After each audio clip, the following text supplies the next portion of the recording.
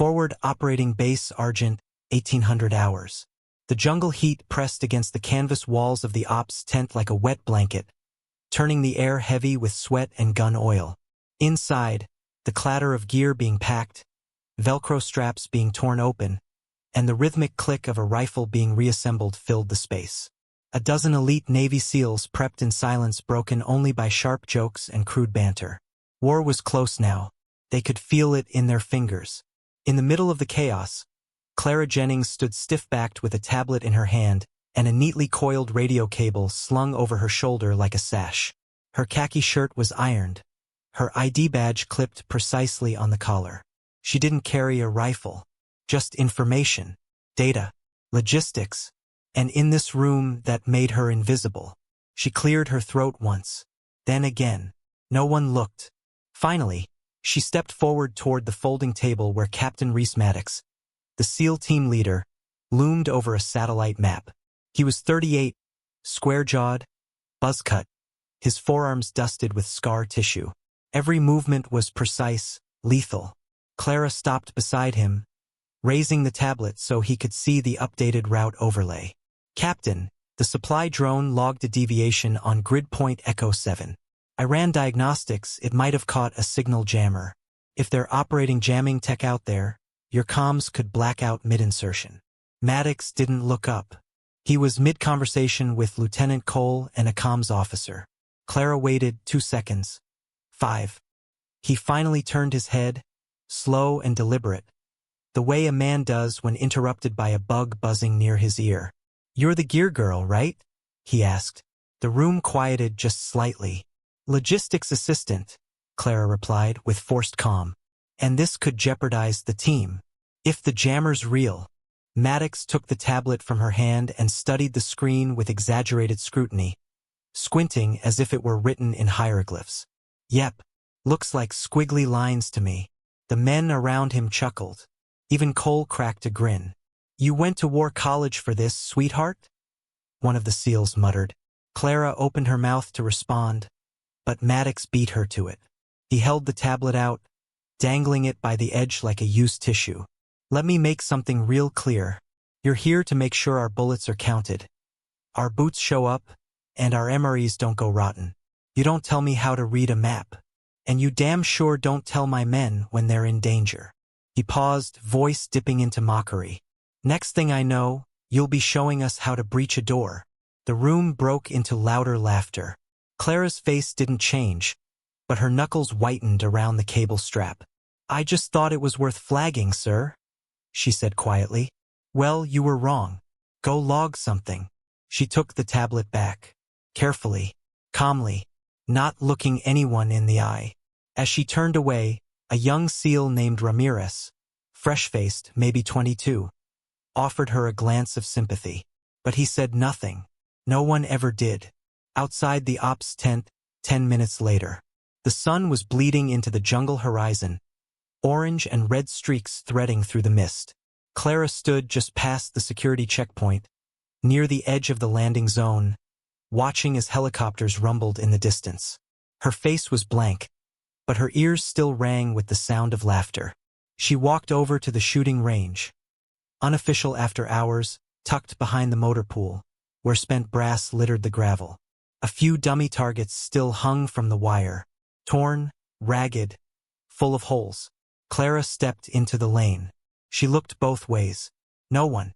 Then she mimed holding a rifle, arms out, left elbow locked, cheek pressed to an invisible stock. Her movements were flawless, mechanical even. She exhaled slowly. Bang. She whispered it. She flicked the bolt like a real sniper.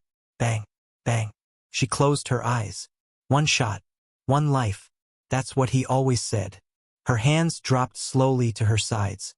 She looked down at the dirt, ashamed of herself for even pretending. Behind her, Ramirez's voice startled her. "You ever fired the real thing?" Clara turned sharply. "Jesus, don't sneak up like that." "Sorry," he said, holding up his palms. "Didn't mean to. I was just, coming from gear check. Saw you out here." She didn't reply. "You looked," he hesitated, "like you've done that before." "I haven't," she said quickly. I read. I memorize. It's different. Ramirez nodded, unsure. Still, he said, you handled it better than some of the guys who do fire it. She scoffed. Don't say that too loud. Wouldn't want the gear girl getting uppity. He grinned sheepishly. They shouldn't have laughed in there. You were right about the jamming. I heard it during last recon too. Just didn't think it'd matter. It does matter, she said. But no one listens unless you've got stripes or a kill count. She began to walk away. Clara, he called. She stopped.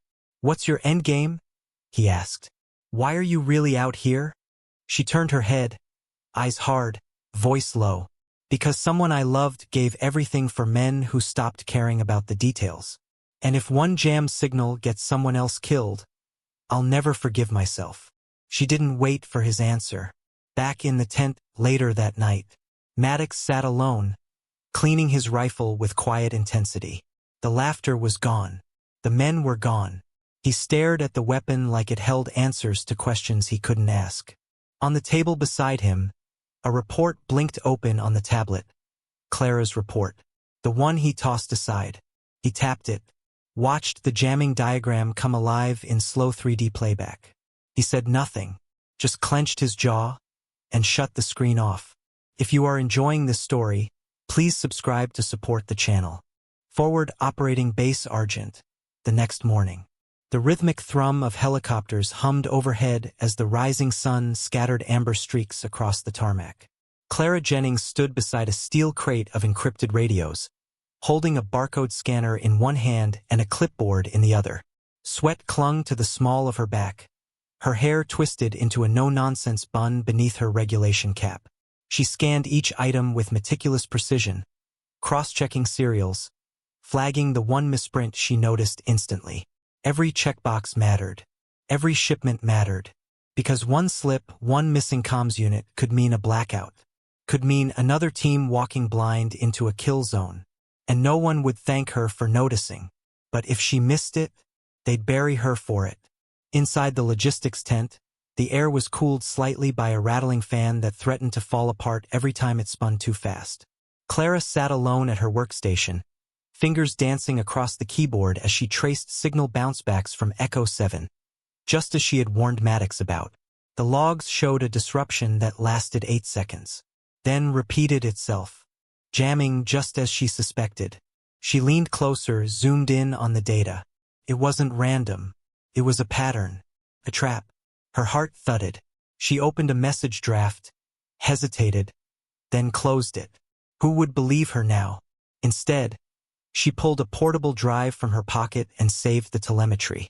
If something happened, she'd have the proof. Chapel Corner, midday. Behind the mess hall, tucked near the barracks, was a low wall of white-painted cinder blocks, a quiet memorial to those who never came home. The wall bore names in black stenciled letters, some faded by rain, some fresh with the sting of grief.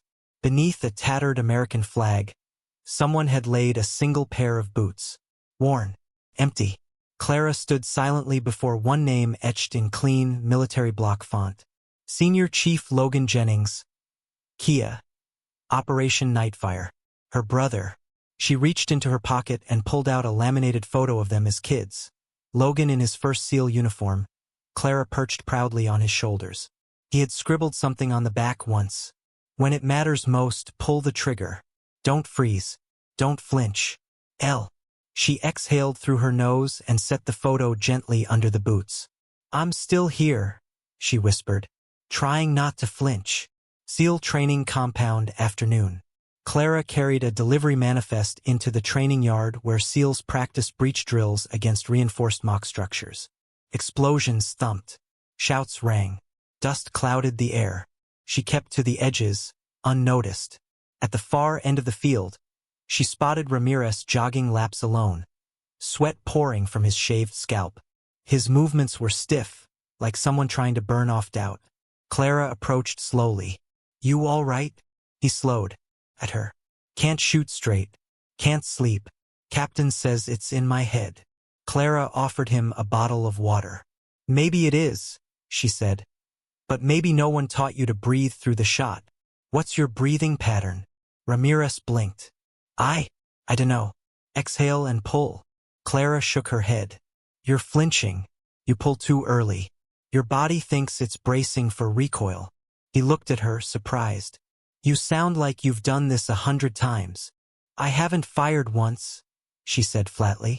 But I've watched thousands of hours.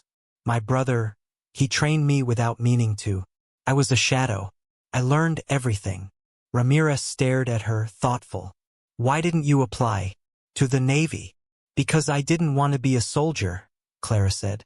I just wanted to be near where decisions get made. I thought if I could keep people like Logan alive through data, through prep, that would be enough. A beat passed. Still think that? Clara didn't answer. Command briefing room, early evening. The SEAL team gathered again, Maddox, Cole, Ramirez, and 4 others. They were seated in front of a smart screen, going over intelligence for the next recon op. Clara stood at the periphery, quiet, waiting for her scheduled equipment check-in. Her presence was barely acknowledged. Target compounds in the Ridge Valley, 09 kilometers southeast, Maddox said, tapping the map. They've got sentries, likely IEDs along the access road. Lieutenant Cole pointed to a digital schematic. But no confirmed tech interference. Intel says we're green. Clara stepped forward, voice steady. That's inaccurate. The room turned. The drone telemetry from 3 different passes shows a repeated 8-second disruption just outside the tree line. Same interval. Same location. I believe they're testing low-frequency jamming tech. Maddox stiffened. I thought we were done with this. Clara didn't flinch. I'm not trying to second-guess you. I'm trying to prevent another ambush like last week.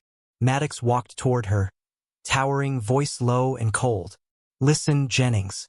This team doesn't need a desk clerk playing analyst while we're prepping for real combat. You're not cleared to evaluate field threats. I don't need clearance to recognize a pattern. The room fell silent. Maddox's eyes narrowed. You know what the difference is between you and me? Clara folded her arms. About 70 IQ points? Ramirez stifled a chuckle. Maddox stepped closer, jaw tight. It's blood. I've bled for these men. I've killed to protect them. You push buttons and call it bravery. But out there, it's kill or die. I won't let you jeopardize them with guesses from behind a keyboard. Clara didn't move. Her voice stayed even. It's not a guess. You're dismissed. Outside the briefing room, dusk. Clara stood alone again, the shadows stretching long as night crept in. The jungle buzzed in the distance, frogs and insects singing the song of heat and dusk. She stared at the stars slowly blinking to life above the canopy.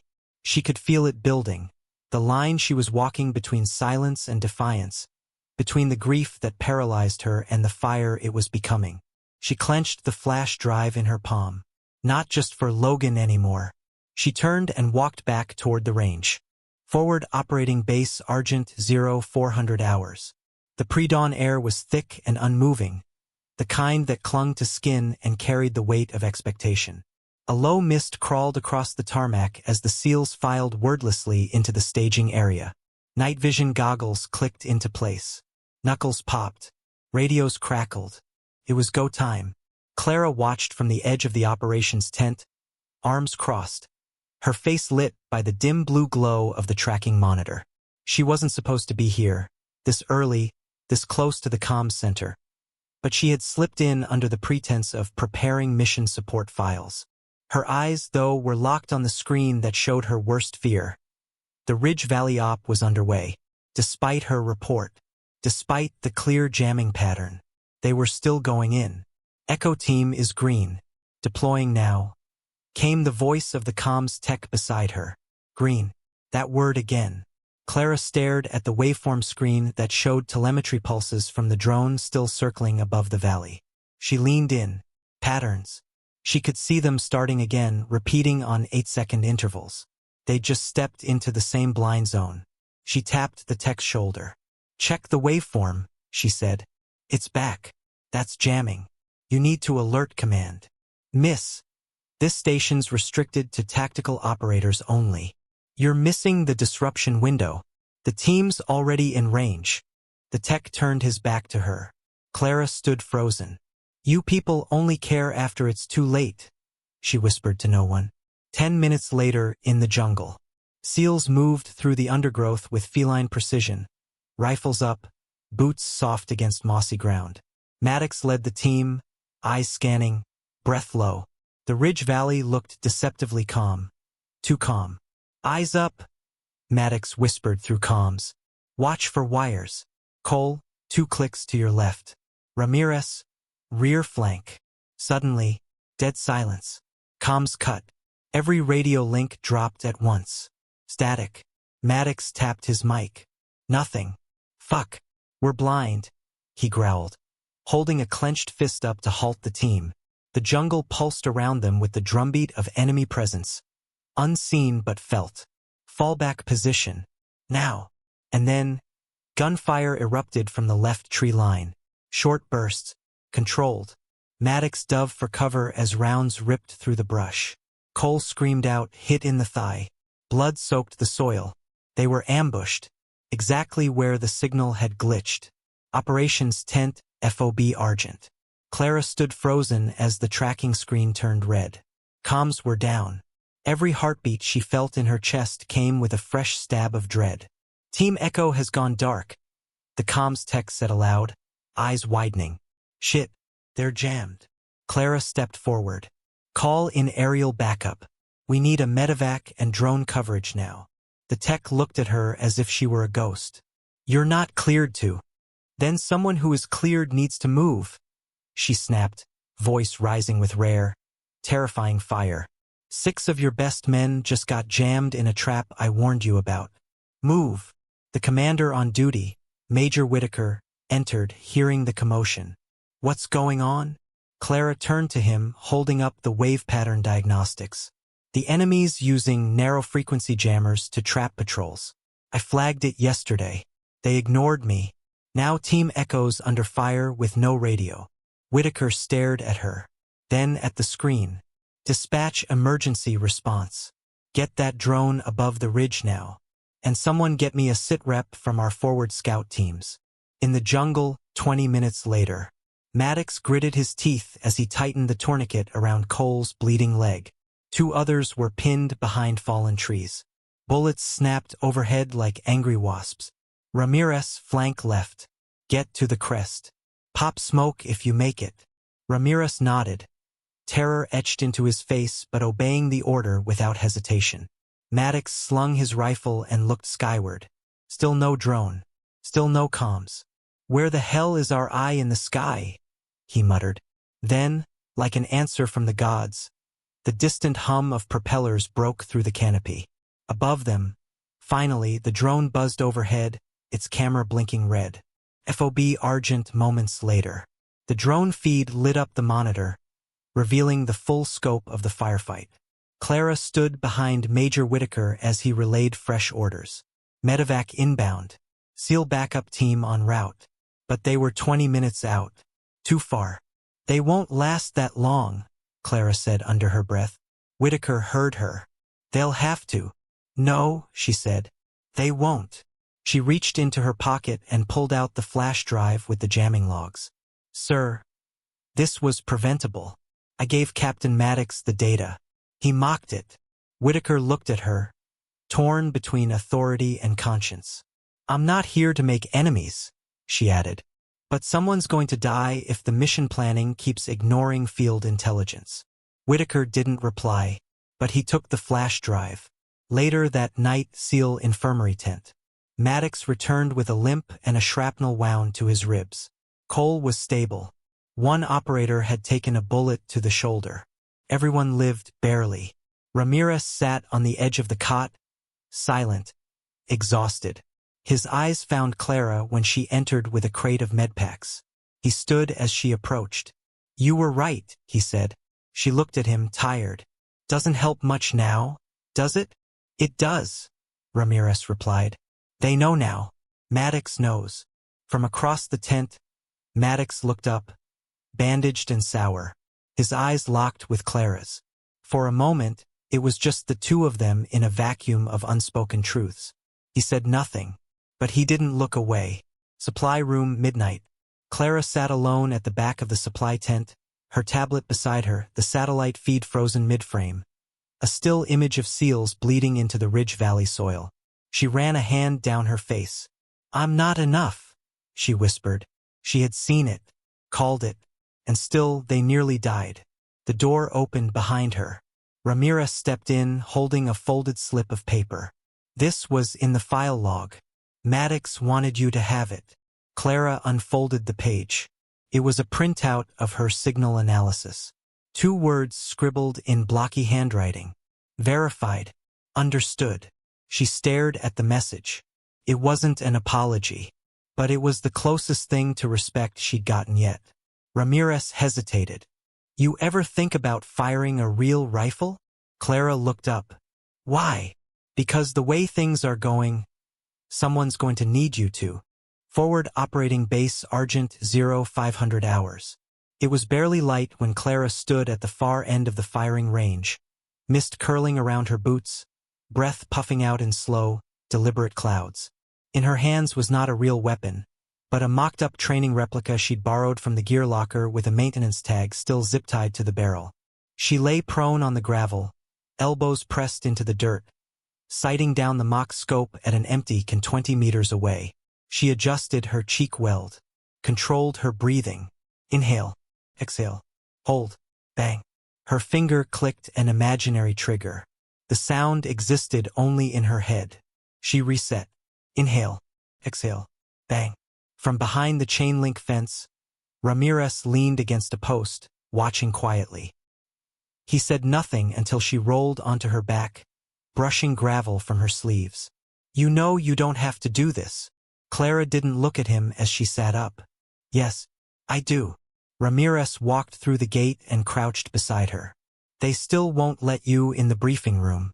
Hell, half of them don't even remember your name. Then I'll make them remember it." She stood and dusted off her knees. "Can I see it?" she asked suddenly. "See what?" "Your rifle." He hesitated, then unslung his suppressed M110 and handed it to her slowly, eyes cautious. Clara's breath caught as her fingers closed around the weapon. It was heavier than the mock-up, warmer from being worn, alive in its own way. She laid prone again, chambered a dummy round from the magazine, and settled into position. Her arms adjusted with mechanical precision, her cheek pressed gently to the buttstock. Ramirez watched with mild disbelief. "You've done this before." Clara shook her head slightly. "No, just watched my brother. Every weekend, every drill, every reload." "You ever fired live?" She swallowed. "Once, on a farm, after he died." Silence stretched. Then, "You ever miss him less?" She blinked, lowered the rifle, and whispered, "No." Operations Center, later that morning. Captain Maddox stood in front of the intel board, hands on his hips as new drone photos flicked across the screen. A hostage rescue op had just dropped into high alert. A missing CIA field operative confirmed alive inside a fortified jungle compound 20 clicks east of Ridge Valley. "We go in hard," Maddox said. "No time for a soft approach. Local militias holding her, and they're not interested in trades." The team murmured their agreement. It would be dangerous, and fast. "Ramirez," Maddox added, "you're Overwatch this time. We'll insert you on the western ridge. Take out any lookouts before we breach." Ramirez hesitated. "Captain, I think Clara should see the drone feed from the drop zone. She's good with the terrain overlays." Maddox turned, eyebrow cocked. "She's good at signing for batteries. She's good at reading jamming patterns you ignored." A few seals shifted in place. Maddox's jaw flexed. "Fine. Bring her the feeds. Let her color in the danger zones. Intelligence Bay hours before the operation." Clara hunched over the drone footage, rotating the compound in 3D, highlighting potential sniper nests, antenna towers, and ridge paths. Her fingers moved quickly, efficiently. Ramirez stood behind her. "What do you see?" She pointed. "Here. On the far side, see this small shack. They've reinforced the roof. Not with tin. Looks like rebar. That's where they'd keep their radio gear." So? So it's also where their jammers will be. And if they've learned from Ridge Valley, they'll have a backup signal disruptor buried under the east wall. Ramirez exhaled. I don't know how you see this stuff. Clara sat back, exhaustion in her bones. I've been watching and not being listened to for months. You learn to see everything when you're not allowed to speak. Weapons locker 1 hour to launch. Clara stood outside the sealed locker, holding a folded manifest in her hand. The quartermaster checked it lazily. What's this for? Replacement suppressors and night sights, she replied. Team Echo requisition. He opened the locker. Clara's eyes slid to the rack, rows of weapons gleaming under harsh fluorescent light. She spotted Ramirez's M110 clone on the third shelf, tagged for backup. You need anything else? The quartermaster asked. Clara's hand hovered just a little too long over the rifle before she caught herself. No, I'm good. But the thought lingered. Heavy, magnetic, helipad, 1900 hours. The birds were loaded, seals strapped in. The wind kicked up dust like a hurricane of purpose and adrenaline. Clara stood at the edge of the tarmac as Ramirez adjusted his headset. Before stepping aboard, he turned. You sure you don't belong on this bird? Clara managed a small smile.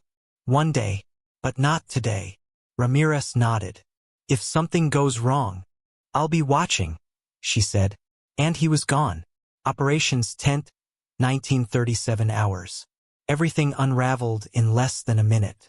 Clara stared in horror as the drone feed stuttered, glitched, and froze. We're losing signal, a comms officer muttered. Scramble the second drone, another said.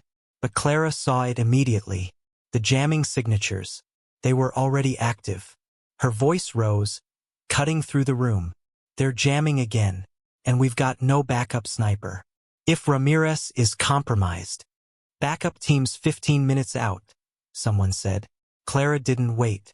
She turned and sprinted toward the gear bay. Weapons locker, 1941 hours. She shoved past the startled quartermaster, grabbed the backup M110, 2 loaded mags, and a suppressor. She moved like she'd rehearsed this 100 times, because she had, in her head, in her sleep. She signed nothing, asked for no one. She simply moved. Chopper launch pad, 1950 hours. The second bird was prepping for takeoff. The pilot looked confused as Clara stepped up in full combat gear, helmet in hand, rifle slung. What the hell? Order from Major Whitaker, she lied, climbing aboard. Sniper replacement. The pilot hesitated, then nodded. Strap in. As the rotor spun up, Clara sat beside the open door, her fingers trembling as they gripped the rifle stock. Ramirez needed her. The team needed her. They just didn't know it yet. And for the first time since her brother's funeral, she didn't flinch. Jungle canopy, 2015 hours. The chopper screamed low over the treetops, blades cutting through the thick jungle heat. Inside, Clara sat motionless, her body rigid with a tension that made her joints ache. Her hands, though steady, had gone cold from the wrist down. She cradled the M110 like it was part of her because now it had to be. Below, the dense tree cover throbbed with darkness. The compound came into view, a crude structure of corrugated metal, sandbags, and repurposed concrete with guards scattered around like angry wasps. Clara's mouth went dry. We're hitting the ridge in 30 seconds. The pilot called back. There's already smoke on the ground. Looks like someone popped a flare. Can't confirm who. The SEAL Overwatch perch was compromised. And the team was exposed. Jungle Ridge, 2020 hours. The chopper touched down on a narrow clearing just wide enough for a safe drop. Clara jumped out, boots hitting mud. The rotor wash kicked dust and leaves into her eyes as the bird lifted off, vanishing into the blackness. A forward scout, Private Evers, met her at the drop site, eyes wide, rifle half raised. Wait, who the hell are you? Replacement sniper. Ramirez is out. I'm going in. Where's your? Just point me to the ridge.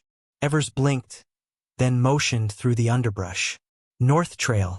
You've got maybe 60 seconds before the team breaches. We've lost visual. They're flying blind. Clara didn't wait for permission. She sprinted. Ridge overlook, 23 hours. The hill sloped upward like a jagged spine, thick with roots and wet rock. Clara clawed her way up, heart pounding with every push. When she crested the ridge, she collapsed to her elbows in a patch of brush. Mud streaked across her uniform, hair clinging to her temples. The compound spread out beneath her like a board game from hell. No drone, no air support, no comms, just her. She unfolded the bipod, locked the rifle into position, and let the world fall away. Breathe in, hold, find the pattern. There. Movement behind the main gate. 2 armed men on overwatch with AKs scanning lazily. Clara adjusted, found her zero, exhaled. Bang. The man crumpled. Bang. The second folded behind him. Her finger hovered for a moment too long before returning to the trigger. 2 down. Then shouts. Chaos erupted inside the compound. Team, this is Clara Jennings, Overwatch, she whispered into her headset, praying someone heard. You've been exposed. Northeast tower eliminated. Gate is clear. Proceed with breach. No response. But in the compound, SEALs burst into view, rushing through the front wall. One carried bolt cutters. Another tossed flashbangs. Clara tracked them one by one, offering cover. Suddenly, a shadow broke from the far barracks, RPG in hand, headed straight toward Maddox's entry group. Breathe. Time it. Don't miss. Bang. The man's chest erupted, the rocket spiraling uselessly into a wall as his body slammed to the ground. Inside the compound, 24 hours. Maddox crouched behind a wall, radio buzzing with static, face smeared with sweat and grime. He had no idea where the shots were coming from, but someone was clearing their flank. What the hell is that? Who's firing from above?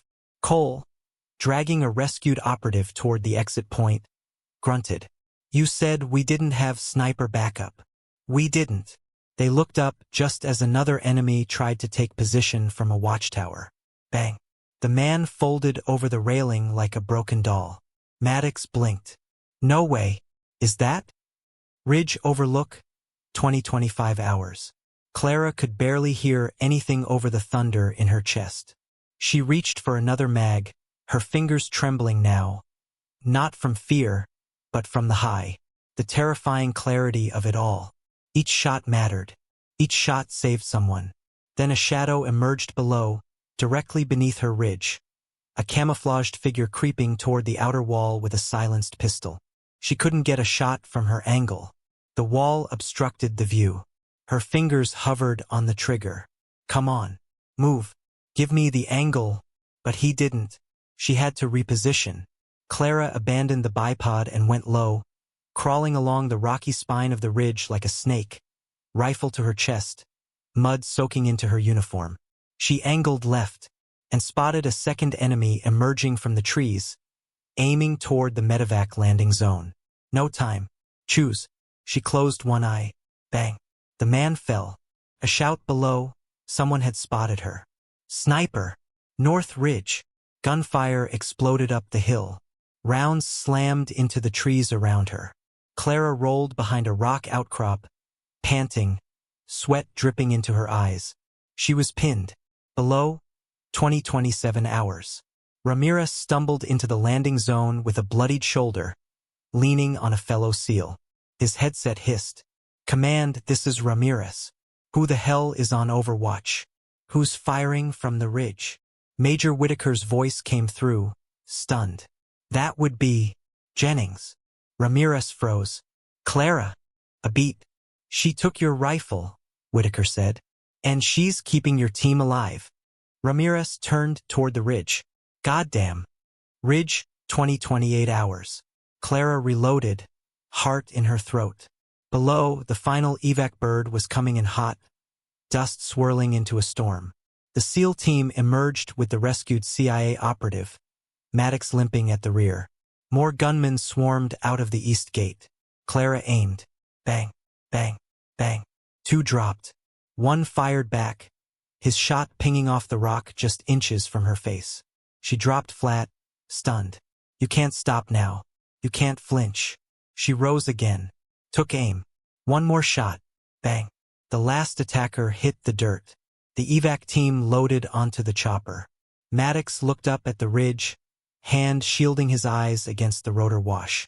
And there, silhouetted by the rising dust, was Clara Jennings. Mud-slicked, rifle-braced, smoke curling from the suppressor. He finally understood. Chopper cabin, 20-35 hours. The SEAL team sat in silence as the bird thundered into the clouds. Clara leaned against the interior wall, helmet beside her, rifle across her lap. Ramirez stared at her. You saved us." Clara didn't speak. Her breathing was slow, controlled, grounded. Maddox finally spoke, his voice quiet. "That shot you took on the RPG was less than a second from impact." She looked at him. Wasn't guessing. He nodded, more to himself than to her. "You were never just the assistant." Forward operating base Argent 0500 hours. Next morning. The base was silent, save for the low hum of generators and the distant whir of drones sweeping the perimeter. But inside the operations tent, tension pulsed like a held breath. Clara sat alone on the metal bench in the debriefing chamber. Rifle across her knees, boots caked with red jungle mud, knuckles raw. Her uniform, borrowed in haste, still bore someone else's name patch across the chest. Jennings didn't need a label now. Everyone knew who she was. A single overhead light glared down, harsh and unforgiving. She hadn't slept, hadn't eaten, had barely said a word since being pulled from the evac bird 3 hours ago. Across the room, behind a steel table, sat Major Whitaker. Next to him, a legal officer with a folder thick enough to crush a spine. Every protocol Clara had violated had been documented. "You impersonated a tactical operator," Whitaker said flatly. "Yes, sir." "You stole classified equipment." "Yes." "You deployed without authorization, falsified mission manifest data, and bypassed the quartermaster's authority." "Correct." The legal officer tapped his pen. Whitaker leaned forward. "You understand that those actions fall under Article 92 and 106 of the UCMJ. Disobedience, false official statement, unauthorized combat participation. I should be court-martialing you." Clara raised her eyes. Calm, direct. "I understand." Whitaker stared at her, then slowly set the folder down. "You also neutralized 6 enemy combatants, provided sniper overwatch that likely saved a full SEAL team from capture or death, and eliminated a high-value militia leader who had evaded 3 previous missions." Clara said nothing. The legal officer raised an eyebrow. "Sir." Whitaker waved him off. "Leave us." The room cleared. Clara sat up straighter as the door hissed shut. For a long moment, Whitaker said nothing. He just studied her. "You know what happens when people break the chain of command?" "Yes," Clara said. "They get punished." "Sometimes," he replied. "Other times, they change it." She blinked. "I've been watching you, Jennings. Months of quiet diligence. No complaints. No attention. You operated like a ghost until we needed a guardian angel. I should be furious with you. You are." Whitaker cracked a smile. "A little. But I also talked to Maddox." That surprised her. "He's never said a kind word to me." He didn't start with one this time either. But he finished with this. "That woman sees the field clearer than half my operators. She doesn't hesitate. She doesn't flinch. She doesn't miss." Clara's lips parted slightly, breath caught. "He said that." "He did." Whitaker leaned back. "Here's the reality. There's no protocol for what you did. No playbook for a civilian assistant turning a mission around with nothing but instinct, memory, and raw skill." Clara looked down at her hands, resting on the rifle. "Then what happens now?" "That depends," he said. "On you." Barracks row that afternoon. Word had spread. Clara walked the path past the bunks and tool sheds like a phantom. Operators who had once brushed past her now stopped and nodded. Some offered handshakes. Others watched in silence, not with condescension but curiosity. Respect even. Ramirez caught up to her near the firing range, holding out a sealed weapons case. "This belongs to you now." She opened it. Her breath caught. Inside lay the same M110 she had carried in combat. But this time it had her name etched along the bolt plate. "See, Jennings." "How did?" "Maddox pulled strings," Ramirez said. "Whitaker approved it. You're officially on the Tactical Recon Reserve list now. Still support staff on paper, but with a field qualification rating." Clara stared down at the rifle. She wasn't sure if she should hold it or salute it. "I wasn't supposed to be out there." "No," Ramirez agreed. "But you were meant to be out there." The range evening. The sun bled orange across the treetops as Clara settled prone on the live-fire range. Her new rifle balanced perfectly on the bipod. The targets were further out this time, 400, 600, 750 meters. Ramirez sat beside her, watching. "You good?" She nodded, her breathing steady. Bang, hit, bang, hit, bang. Bullseye. She exhaled and lifted her face from the scope. "It's not just muscle memory," she murmured. "It's focus, discipline, and knowing that one shot matters more than anything." Ramirez smiled. "Now you sound like a sniper." Ops briefing room. The next morning. Clara entered the room she had once only stood on the edges of. This time, no clipboard. No cargo manifest. Just her. And they looked at her now. Not like a clerk. Like a weapon. Captain Maddox stood by the projection wall, a new mission dossier open. "We're prepping for a high-risk hostage sweep in the Western Corridor. Intel's sketchy. We'll need full support, tight eyes, and someone who can see the shit no one else does." He looked straight at her. "Jennings, you're on terrain intel and Overwatch coordination." No sarcasm. No smirk. Just trust. Clara nodded. "Copy that, sir." And just like that, she wasn't invisible anymore. Memorial Wall that night. She stood once more before her brother's name, hands folded, the wind rustling through the jungle like whispered applause. In her pocket was a small patch, her brother's old sniper tab. She pinned it below his name, next to the photo she'd placed days ago, the one where she was on his shoulders, laughing. "I didn't flinch," she whispered. "Not once." Her reflection in the polished stone shimmered. Rifle slung across her back, sleeves rolled, dirt under her nails. Not just the assistant. Something more. Forward Operating Base Argent 1 week later. The jungle thunderstorm rolled in fast. By mid-morning, the rain came down like artillery, hammering the base with wind and water. Most personnel took cover in the mess or the barracks. But Clara Jennings was at the range, alone. Raindrops stung her skin as she lay prone in the mud. Rifle braced and eyes locked on the 600-meter target. Visibility was garbage. Wind gusts pushed the scope off-kilter every few seconds. Still, she breathed, adjusted, and fired.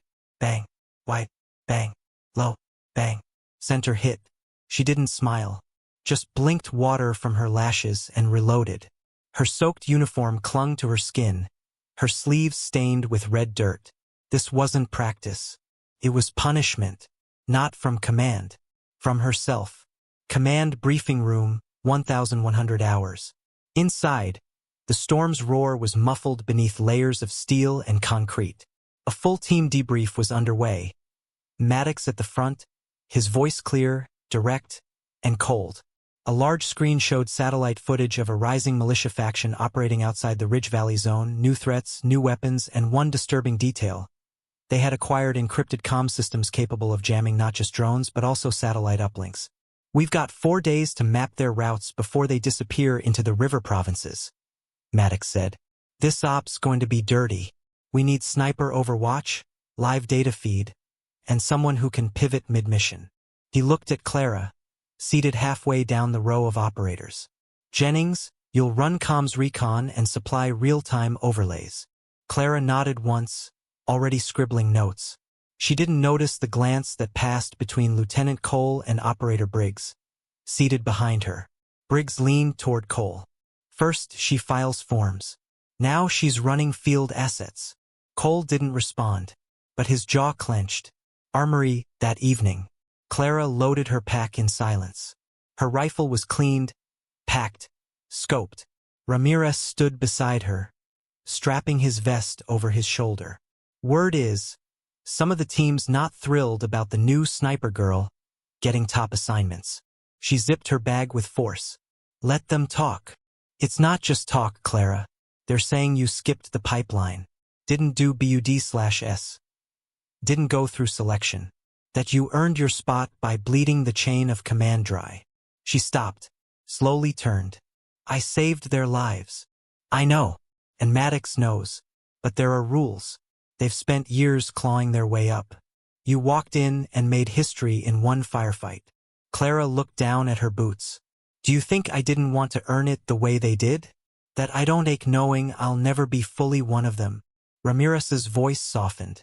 You didn't ask for this, but you still showed up. Barracks Corridor 0200 hours. Clara walked the dim hallway to grab a data drive from storage when she heard voices ahead. Male. Sharp. Familiar. Briggs and another SEAL. She shouldn't be on the ridge tomorrow. She's a liability. Logistics people don't belong on the battlefield. Maddox trusts her. That's because he's trying to prove he didn't screw up last mission. She stole a rifle and played soldier.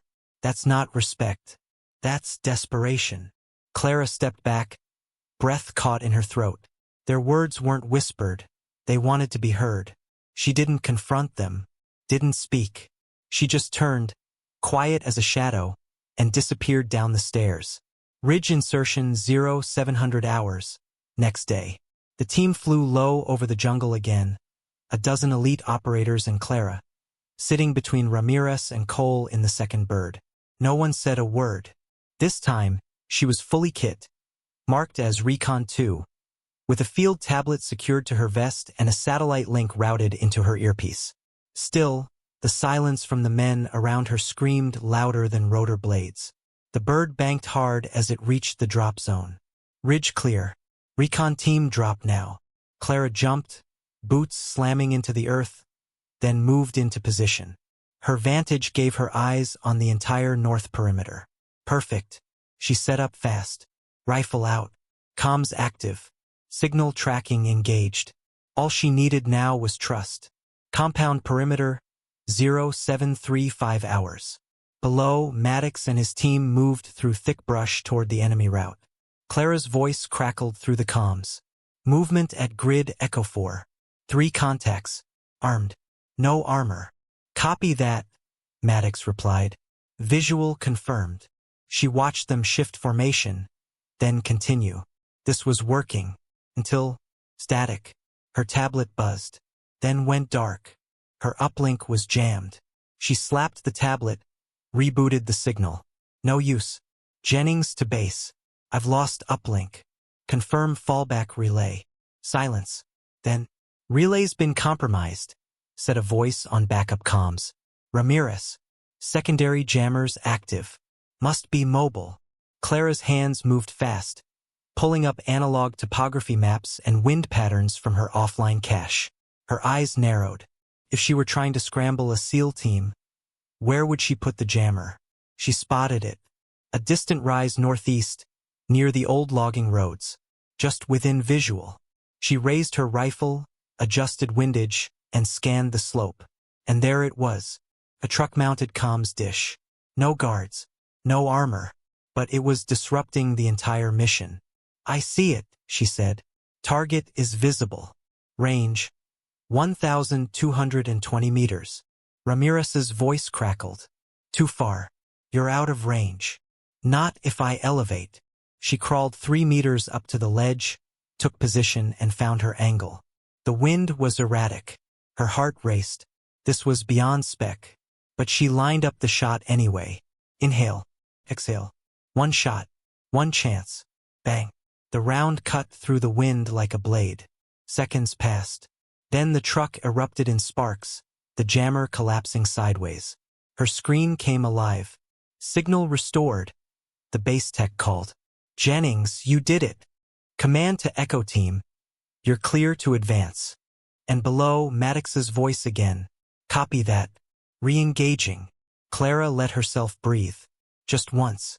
Back at base, 1800 hours. The team returned with high-value intel and 0 casualties. Morale should have been sky-high. But as Clara approached the debrief area, she saw Cole step in front of her. "Don't get comfortable, Jennings." "Excuse me? You think one mission makes you one of us? Doesn't. You're still a civ. Wearing a gun doesn't make you a warrior." Clara met his gaze. Calm. Steady. "No. But watching good men bleed while no one listens does. You're out of line. So were the odds." I didn't flinch. She stepped past him. Private tent that night. Clara sat alone, staring at her rifle. She thought of the ridge, the silence, the recoil. Thought of her brother's voice in the back of her mind. "When it matters most, pull the trigger. Don't flinch." She had pulled it again. Not just to save lives, but to prove she could. To everyone. To herself. Forward Operating Base Argent, 2 weeks later. The storm had passed, but its weight still clung to the walls. The jungle, quiet and choked with mist, pressed in around the wire fences of the base. Inside the operations compound, no one spoke Clara Jennings' name aloud, but everyone had begun saying it differently. The men who used to call her Gear Girl now cleared space when she passed. Eyes followed her, subtle and sidelong, not mocking anymore, but cautious, curious. Some were even grateful. That was the strangest part. Clara didn't know what to do with it. She'd always worked best from the edges, the margins. Logistics, intel, quiet corrections, and behind-the-scenes saves. Now, she walked in the center of things, and it felt like standing under a spotlight that burned instead of warmed. And yet, she kept walking. Barracks training room, 0630 hours. Clara was already on her 3rd set of reps. Pull-ups, core rotations, dry-fire drills with an unloaded M4 across her chest. Each movement burned. Her muscles weren't forged like the others. Hers were built from the ground up, late, driven by grief and grit and the unshakable weight of not being enough. The door creaked open. Maddox stepped in. He said nothing at first, just watched. Clara didn't stop. Finally, after her last pull-up, he spoke. "You never missed a single shot, did you?" Clara dropped lightly, sweat slicking her neck. "No, sir. You weren't trained for that. Not formally. I wasn't trained to get ignored either. But I got good at it." Maddox walked to the weapons locker, tapped in the code, and retrieved a case. "You know what a trident means, don't you?" She nodded. Of course she did. Seal insignia. Brotherhood. Blood and water. "You'll never wear one," he said, not cruelly. Just matter of fact. "Not unless the Navy changes its bones. But I've been around long enough to know. There are people who redefine the mission without wearing a patch." He opened the case and handed her something unexpected. A worn leather-bound logbook. Inside were dozens of field entries. Kill records. Observations. Tactical notes. "My first sniper log," he said. "I've only ever let one other person read it." "Who was the first?" "Your brother." Clara's throat tightened. "He'd be proud, Jennings." She looked up. "Would he?" "He'd be pissed it took this long. But yeah, proud as hell." Weapons range, later that morning. A new training group had arrived from a neighboring FOB, operators and junior officers from the Tactical Response Initiative. The air buzzed with murmurs as Clara stepped up to the line. Some still doubted. Some didn't even recognize her. She didn't correct them. She simply laid down, adjusted her rifle, and began her demonstration. The targets were set at 300, 600, and 1,200 meters, staggered with wind interference and shifting sunlight. A timed pressure drill. She hit them all, clean, in under 15 seconds. The final round split the head of a pop-up steel silhouette that most snipers couldn't hit cold. No one spoke, just a long, breathless silence. Clara stood, brushed dust from her sleeves, and turned to the recruits. "You want to be lethal? Learn to listen.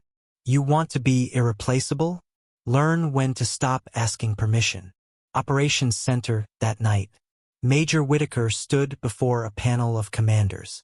A mission design protocol was under review, and her name was in the files.